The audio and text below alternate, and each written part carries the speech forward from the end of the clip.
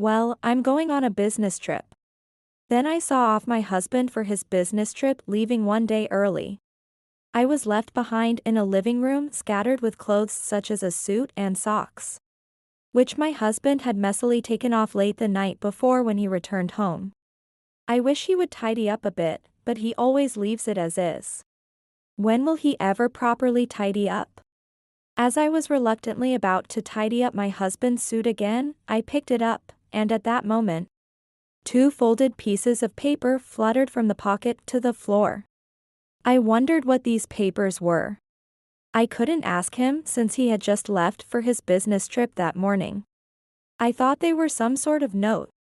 Curious, I picked up the papers and looked inside. And something totally unexpected caught my eyes. A filled-out divorce form and a travel itinerary with his affair partner. I couldn't believe such things fell out of his pocket. The shocking content momentarily stopped my thoughts, but my mind soon calmed down. As I looked at the itinerary, a good idea came to mind. A trip, huh? Sounds nice. Maybe I'll join in. He even left the itinerary at my fingertips. I couldn't pass up using it. Smirking to myself, I immediately began preparing. The betrayer would bear a fitting consequence. My husband had no idea what was about to happen. I am Jessica, an office worker in my 30s, living with my husband, Scott. Before we were married, my husband used to take me on dates and was a wonderful man who cared about even the smallest things for me. I had a good impression of him and decided to marry him. But once we started living together, the man I knew was nowhere to be found. Housework is a woman's job. You do it, Jessica. It's not a man's job. Besides, I'm tired, so leave me alone. My husband never did any housework, and on weekends, he would either laze around or go out on his own. The considerate behavior he used to show me was nowhere to be seen. Dissatisfied with the reality that just increased the amount of housework for two people, I tried to talk about at least sharing some simple chores, or spending time together on either Saturday or Sunday, but he would get angry, saying, "Are you trying to steal my free time?" No matter how many times I told him, his attitude did not change, and eventually, I gave up on having couple time with him. Misunderstanding that I no longer had any complaints because I stopped talking. My husband began to come home late more often due to overtime and drinking parties. The frequency of his business trips was also increasing. Before, he used to complain that work was bothersome and he wanted to come home quickly. But now he worked overtime without complaining, which felt strange. Once, late at night, my husband returned home smelling of women's perfume on his suit. I thought it was strange and asked him what it was, but he just made an unpleasant face, saying, "It's just the smell from the nightclub where I entertained guests. Stop nagging me." And he quickly went to take a bath. I had noticed the same perfume smell a few times, but I could imagine getting angrily snapped at if I asked again, so from then on, I kept my mouth shut even though I had doubts. Overtime and entertainment are part of work. So I convinced myself it couldn't be helped and intentionally distanced myself from numerous suspicions. I wondered if there was any meaning in continuing to be married to him in such a situation. Maybe I'd be better off not thinking about unnecessary things if I were away from him. However, he was my husband. I wanted to cherish that relationship. Yet, I couldn't stop thinking about divorce. Then it happened on a Saturday. Well, I'm going on a business trip. I need to arrive one night early. Then I saw off my husband that morning. In the living room, the suit and socks that he had carelessly taken off when he returned home late on Friday night were messily placed. My husband always had a habit of leaving his clothes around. No matter how many times I told him or how much I tried to make it easier for him to tidy up, he never corrected his habit. Hating the living room getting messy, I always ended up tidying up myself. When would he ever tidy up? As I sighed over his childlike behavior and picked up the suit, something fluttered down from the pocket. Roughly folded 2 pieces of paper. What could these be? Perhaps some kind of note. But since he had just left for his business trip this morning, I couldn't ask him.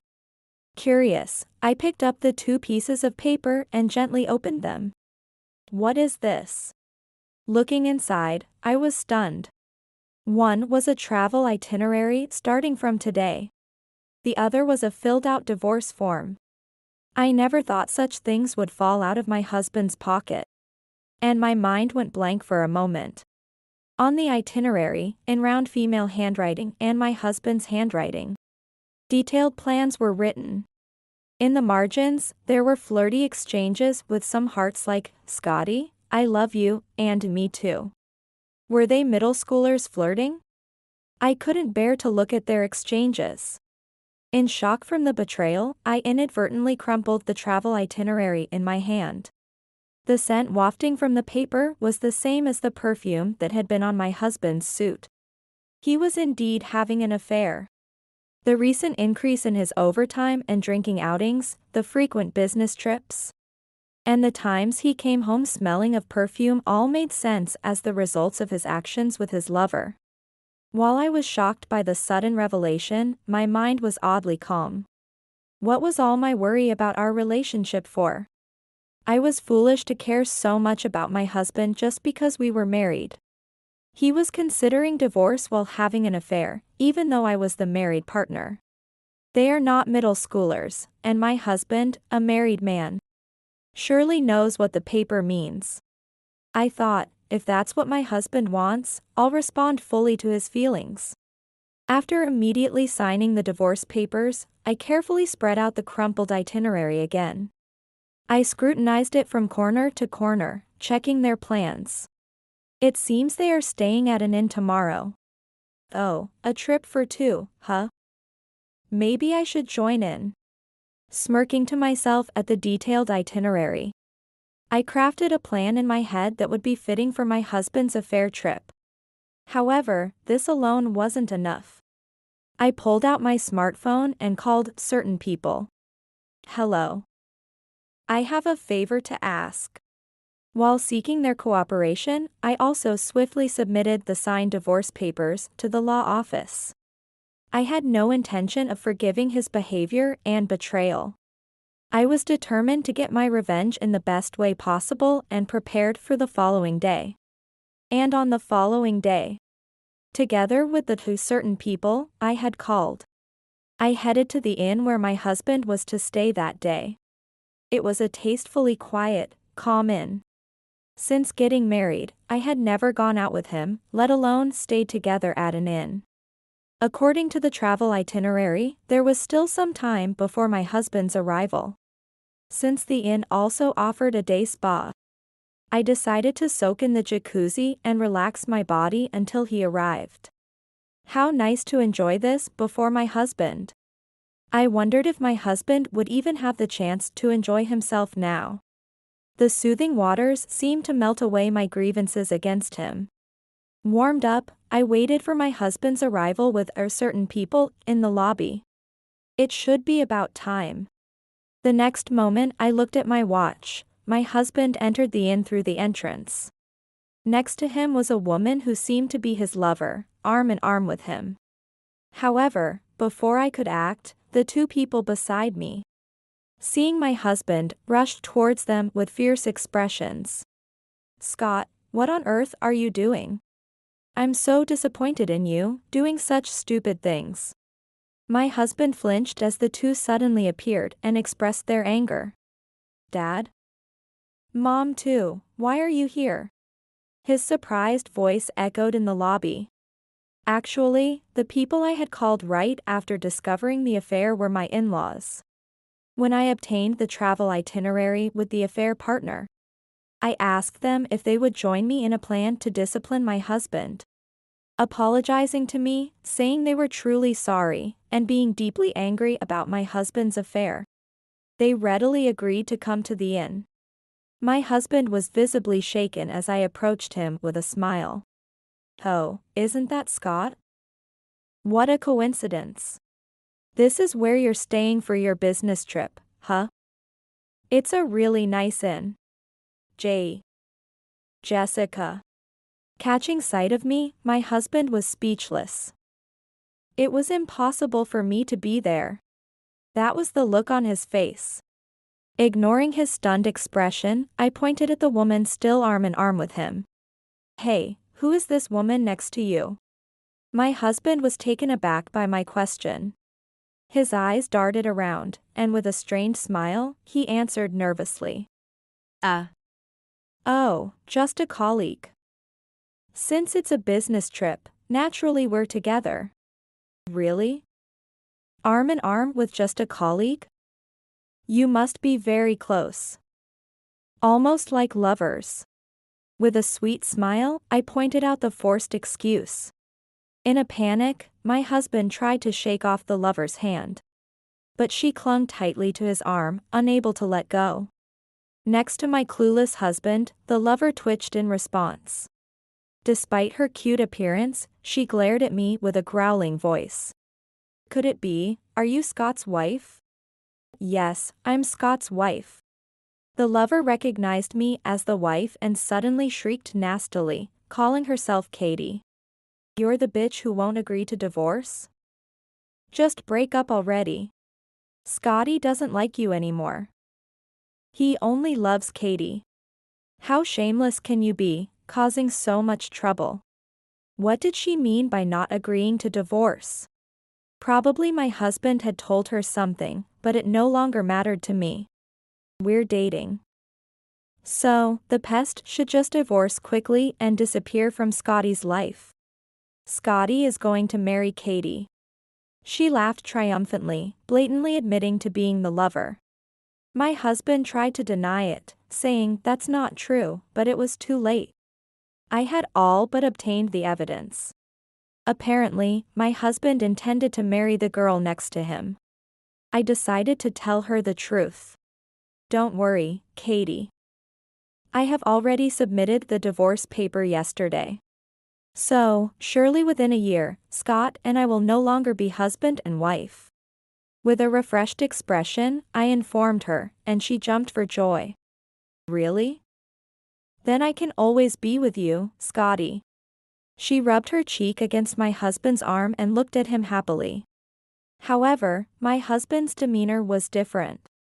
Divorce. Are we really going to divorce? Despite the lover's intense gaze, my husband muttered in disbelief. I nodded emphatically, affirming the truth. Yes, it's true. It's fine, right? Since you're going to marry Katie. Wait, the divorce was a joke, right? It's a lie, right? My husband approached me unsteadily. Scotty? Why are you so flustered? What do you mean by a lie? What should have been happy news about being able to marry was disrupted by my husband's apparent shock at the divorce. The lover felt the oddity as my husband tried to approach me, pulling on his arm to hold him back. She questioned him sharply, but my husband, dazed, did not respond. You signed the divorce papers in front of me, right? You said you only wanted Katie, right? You said you wanted to divorce quickly and marry me. Why are you shocked about the divorce? The lover berated my husband, but he ignored her shouts, forcibly shook her off, and grabbed my arms, pleading. Jessica, can you explain what's going on? I can't keep up, let's talk. Is there really anything left to talk about now? Katie has just told me everything about your feelings. It's good for you, isn't it? You can get divorced from me and marry Katie.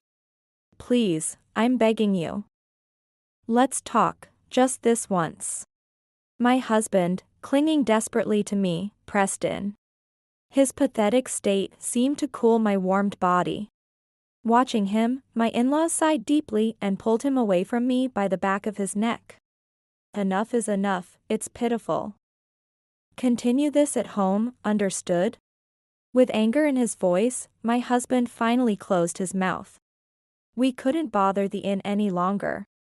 So we decided to pay the cancellation fee and discuss further at my in-laws' house. While the lover, not wanting to leave the inn because she had come all the way, whined about wanting to stay, my husband calmed her down and sent her home, leaving just my husband, me, and my in-laws for the discussion. My husband shrank under the cold stares of the three of us. For my husband, it was like being in hell. I was the first to break the silence, explaining how I found the itinerary and divorce papers falling from his suit pocket as I tried to tidy it up, and how I signed and submitted the divorce papers to the law office. My husband was sweating profusely, his face tormented. When did you start cheating? That is? He hesitated, and seeing him fall silent even now made me lose my patience. I reached out my hand towards him. Show me your phone. Now, I demanded without letting him object. Reluctantly, he unlocked his smartphone and handed it over.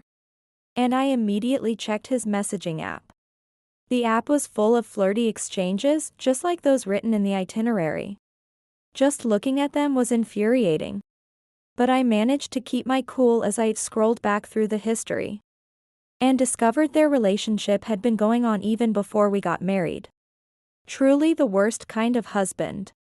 He must have been enjoying his time with his lover all along. However, it was my mother-in-law who was more furious than I after seeing the smartphone. What on earth are you doing, even though you have Jessica? Explain yourself properly to her. Furious, my mother-in-law slammed the table, causing my husband to cringe. He started to speak in a trembling voice as he awkwardly looked at me. It was just supposed to be a division of roles. Jessica is good at housework but nagging. Katie isn't good at housework but she's cute. So, I thought of Jessica as the housework person and Katie as the healing person. When you're tired, you want comfort, right? That's all Katie was. His absurd reasoning was almost too much to bear. I was treated entirely like a housekeeper. Did he think it was okay to just compensate for each other's strengths? Katie called me a bitch who wouldn't agree to a divorce. What's that about? We've never even discussed divorce before.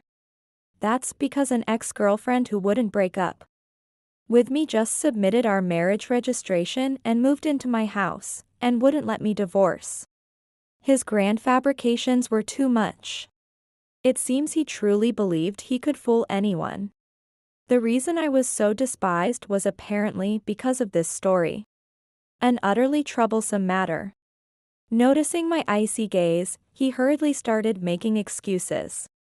The divorce papers were just a dummy to reassure Katie, because she kept pressing for a quick divorce. They don't reflect my feelings at all. Did he think that just because it was a dummy, it wasn't a problem? The very act of writing an actual divorce paper for his lover as a reassurance was already problematic. That divorce paper wasn't serious. I would choose Jessica if I had to. Can we withdraw the divorce? Please, let it be. My husband knelt on the floor and continued pleading, looking down. I squatted down in front of him as he lifted his head. Look up, Scott. Jessica. He hesitantly raised his face and I smiled kindly at him. Seeing my smile, he seemed truly relieved and reached out his arms to embrace me. Who did you say was the housework person? Do you think anyone wants to be by the side of a husband who thinks of his wife that way? I coldly spat the words at my husband's face. It seemed he hadn't expected such a response. He froze, hands still outstretched, his body tense. Now that he had labeled me as just someone to handle chores, there was no reason for me to go back to being his wife. I will never retract the divorce. Why don't you have Katie, your healing person, heal the wound of divorce? Goodbye. I could never forgive him. Disgusted by my husband's naive hopes, I left his parents' house without looking back at him as he crumbled. The following day, my husband called me.